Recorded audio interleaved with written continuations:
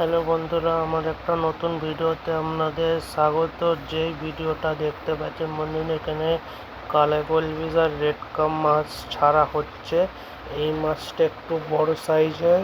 Red cup আর কালো goldfish আছে, 3টে কালো গোলফিশ আর মিনিমাম রেড কাপ আছে। বন্ধুরা দেখতে থাকুন, ভালো লাগলে চ্যানেলটা সাবস্ক্রাইব, লাইক আর একটা কমেন্ট করে দেবেন। আর এই মাছটা ছাড়া হচ্ছে, একটু তখন ছোট আছে, তাই জন্য এগুলো 10 টাকা পিস করে কিনে এনেছে। এইটাই ছাড়া হচ্ছে বন্ধুরা, ভিডিওটা দেখতে থাকুন।